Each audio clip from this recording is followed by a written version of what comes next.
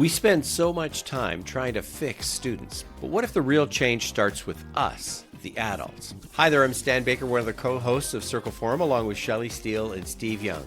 We're retired educators from Ontario, Canada, who worked in adjacent school boards with restorative practices, and now we work on coaching principals with restorative practices. Our podcast guest this week is Tre Gammage, owner of Strengths-Based Training, which helps superintendents build high-performance leadership teams. Schools reflect their leaders, and schools reflect the adults in the building. Student success is enhanced by adult emotional health and communication skills. This episode is brought to you by the word strengths.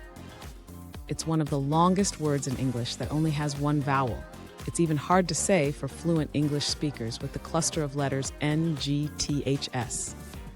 Its origins in Old English meant physical force or military might, and it has evolved to describe personal abilities and positive traits.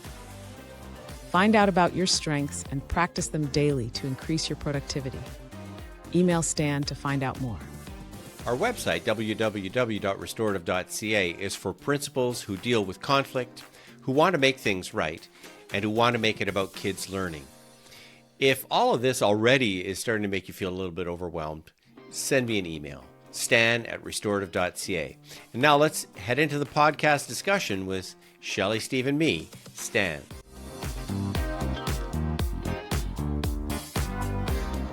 How is it that you came to be focused on the adult learning climate culture and its impact on students?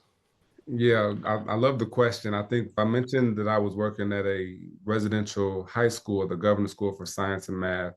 And I actually went to church one day, and the pastor was also the executive director of a K-12 charter school.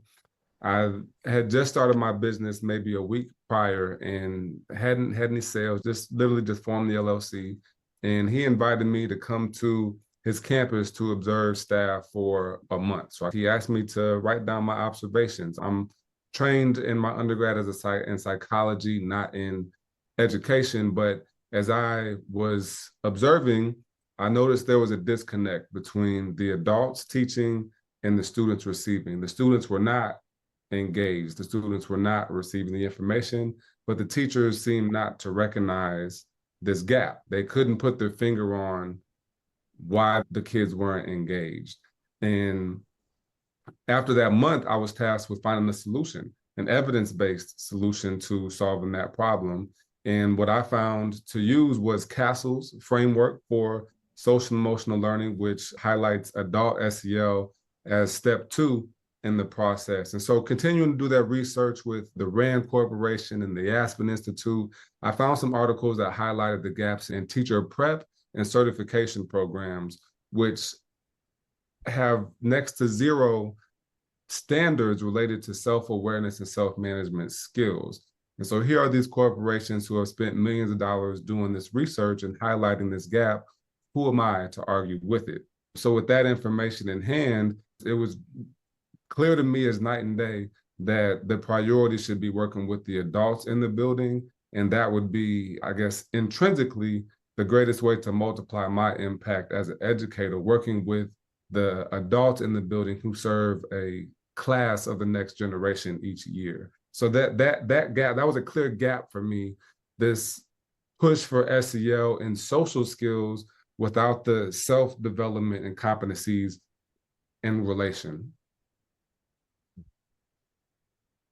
We've always talked about this gap, and as well as the adults they need to be healthy and understanding their impact of what they're doing, whether that's positive or negative. And that the fact that these skills are not taught to educators. And so if they have them naturally, that's wonderful. But many of them don't come with that. I wonder how the teachers responded when you went to that campus to observe them. How did that feel for them, or what kind of response did you get for that with that? For sure. It's challenging every time because I'm not a curriculum or pedagogy expert, and I'm not going to pretend to be one. I'm an expert at conversation, at communication, at observable behaviors. And so what I get thanked for the most, what people say, thank you, Tre, is for taking the time to slow down and connect the dots. So often in school, we have to move so quick to hit this standard, so quick to get ready for testing, so quick to complete this initiative. We don't have time to just stop, breathe, and think, as Alze would say. And so taking a moment to look in the mirror. And so I'm using tools that every over 1,000 educators have gone through a version of my strengths training program at this point. And so everybody that I do work with gets this personalized assessment that is yours. Once you get done taking it, you get an email directly to your inbox that has a report that talks about what's strong with you, not what's wrong with you, but positive aspects.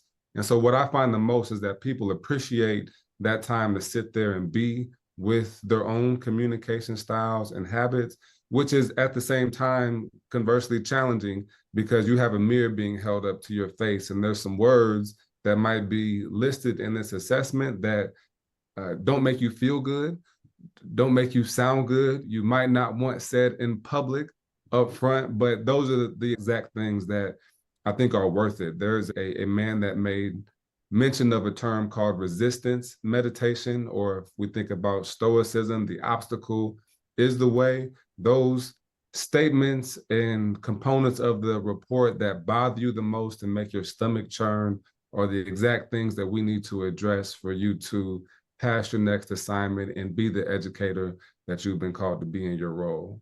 In any training I've done with staff, that gives them that opportunity to understand their strengths, whether that's personality, communication style, and how it might not gel with somebody else, and have an understanding of that and work with that. That's where you see people really light up, right? Because they do get a chance to think about that and understand that and then apply it to their work. My question for you today is, so now what?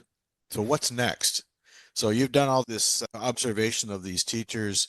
They get an analysis of where their strengths and weaknesses are. But what comes after that? Where's the training under that strength training program? I love it. I appreciate this because it's such a logical sequence, right? Like the question that you're asking me are the questions that have been asked. And this is the task. I'm a big believer in self-development, from Napoleon Hill, Og Mandino, Jim Rohn, Les Brown, all those guys. And I've heard it said too, self-help is one thing, but self-help 2.0 is putting it into action. And even just another, I like phrases, they say knowledge is power. I say it's not power until it's applied. And so through my work with schools and with educators, I found that one single session just isn't enough. Just coming in to do 2 hours or even 6 hours, a full day, it's just not enough. And so I'm working on, essentially, I implement in a framework that I call CLIMB, and there's 5 milestones that go in it. So one is you clarify. We have an onboarding meeting with the key stakeholders. It could be the department chair, if we're talking about a department. It might be the leadership team, if we're talking about a school. But we get clear on what is the primary problem, what pain is this causing our community, and what value is this going to have in our community once it's solved.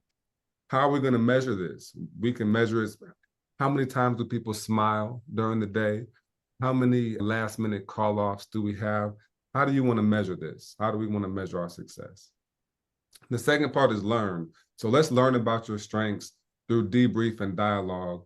After that onboarding call, I share a welcome letter. And that welcome letter summarizes what our time together is for. Hey, I'm Tre, or whoever is leading the training. Here's what our goal is. Click this link for your onboarding survey. Click this link to complete your assessment.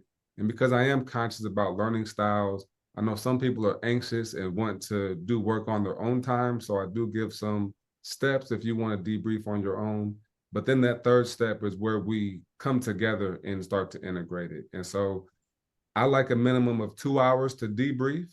And whether it's a team of 5 individual or a team of 50, we can make a intimate opportunity to debrief your assessment, even if we are in a group setting. And so that's another question I get a lot. Is everybody going to see my results? How are we going to debrief this if there's 50 people in the room? And so there's a safe way that we do that with looking at select pages at a time.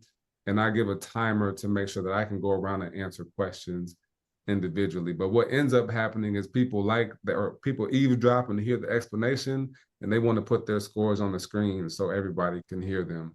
But we follow up that session with a recap. That's where we look at the onboarding and satisfaction survey, as well as look at, as a team, where are your strengths? What kind of coaching mechanisms can you implement as a leader to follow through? And one thing we put together in 2024, every session includes 2 ongoing advisory calls.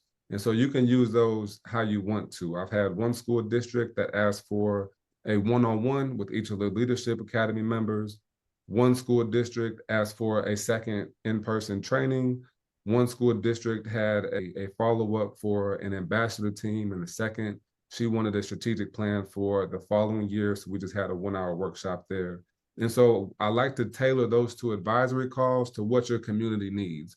And so cookie cutter is great. And I have a system, as we just talked about, but I want that system to fit your community. Good question. What have you observed about school staffs that have been able to make the change and school staffs that have had challenges? Do you have any stories around either of those?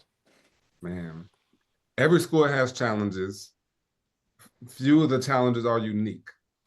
I think what makes the biggest difference is leaders who are champions.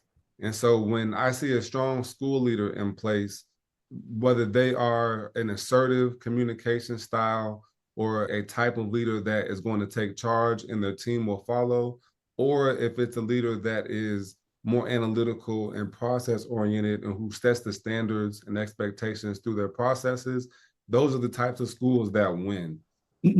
Schools where, and it's, schools look like their leaders. And so if your school looks unorganized and doesn't have structure, if the higher up we climb the ladder, the higher up we're going to see how that looks. And so I've become more picky myself, as in, I want to work with the people that want to do the work. Either you are trying to build capacity, you're trying to build buy-in, or you're trying to reset culture. If you just have a budget and you want to use it so you don't lose it, maybe I can help you, but you might not. I'm not afraid to say, hey, you're actually not ready for this. You need something else. You need a step before. And so I think the leadership is one of the biggest things, and having champions. And so when I see folks that are eager not to push out a new initiative on the whole staff before they understand it themselves as leaders, I think that's a good place to be. And I don't think you're wrong for supporting your whole staff because you only have limited PD days. But I see folks that are intentional about supporting their leadership, or the folks at the top tend to have better structures and systems going down the chain in their school communities. So what else do you notice about schools where you say, no, you're not ready for this yet? Yeah, so there's, from a communication standpoint, so it's hard to communicate with them, as in I don't hear back via email. You are not very clear about when your PD days are, what the plans are for your PD calendar and schedule. You're not really sure who's on the initiative or what's going on. And if it's not you, that's okay, but you have a hard time pointing me to the person who does know what's going on. And when you do point me to the person who's supposed to know, they don't know either. And so it's a cycle of nobody knows and a lack of accountability is what I see there. And then from the student standpoint, I think even more specifically, when you go in classrooms and you see the students in the classroom expectations, that's where it's even more glaring, where we have higher rates of discipline incidents, you have less structures and less expectations for your teachers, and less accountability from the leadership standpoint. As you're describing those schools that are somewhat less effective, and the almost disorganization, not knowing what they want and when they're going to do it and so on, I'm wondering, have you ever worked with a school where your services were kind of laid on to that school by someone higher up?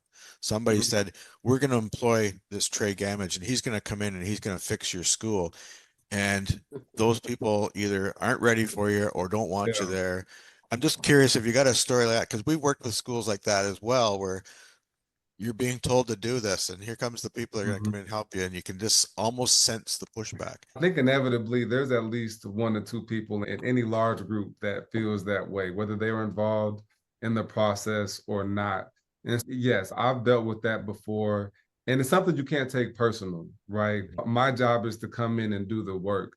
And so where I see my work is at step 0. And so a lot of times, even from our conversation, I know that we're at the starting place. And so I know we need that buy-in. We need those champions here so that you can implement your MTSS program, your RTI program, your restorative practices program, because a lot of that stuff isn't going to work if the adults are jacked up. And so the fact that you haven't had this kind of training before, and the fact that you're giving me an attitude in person tells me you're the one that needs me the most. And so I think it's similar to students, or at least I think in America, or I'll say culturally, sometimes with Black students or students that come from rough neighborhoods, their exterior can be really tough. And the way they respond to you can be really mean. And sometimes you have to meet that meanness with meanness.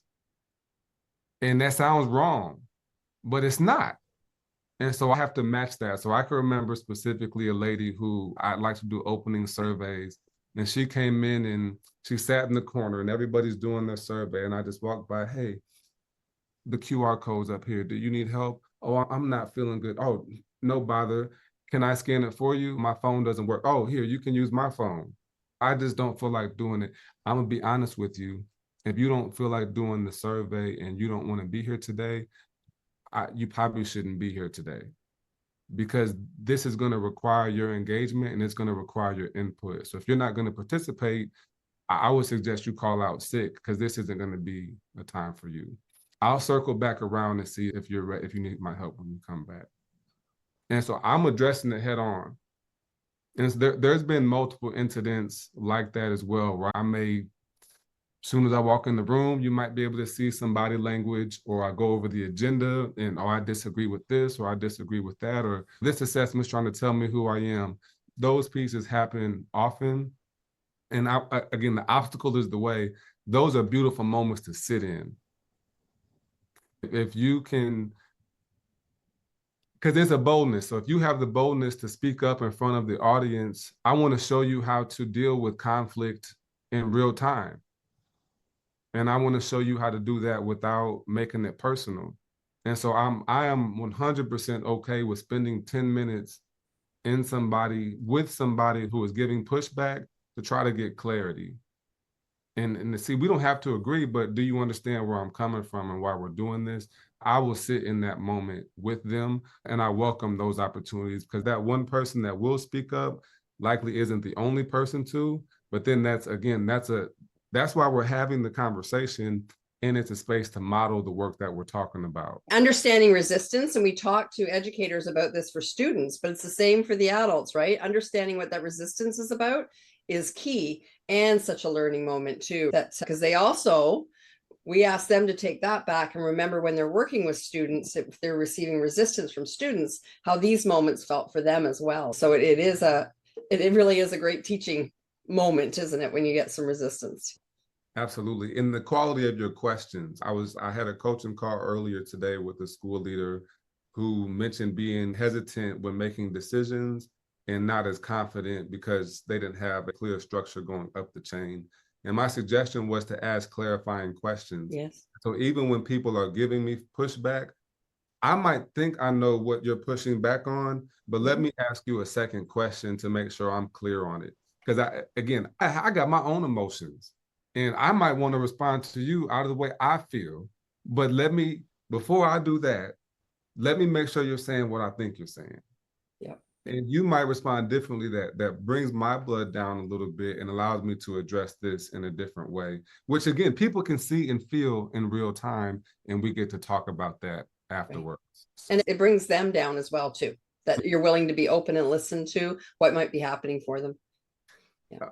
That's another piece for me, is that vulnerability. And again, knowing that I have 2 hours, maybe 4 or 6 hours with you, I talk about my wife, I talk about my kids, I talk about the time I wanted to quit, and really quick, because I want you to know that I'm in this with you, okay? And I have been in your seat, and I have been with these kids, and I do it, okay? So whatever, I will tell you what happened on the way to work today. I don't mind. And that brings down some of those barriers as well. Because a lot of times people think when it's purchased, who does he know? Yeah. Who does she know? Who held their hand to get in there? who's getting the kick on the back end? What cookie cutter training is this going to be that's just copy and pasted across district? That's your expectation when people come in as well.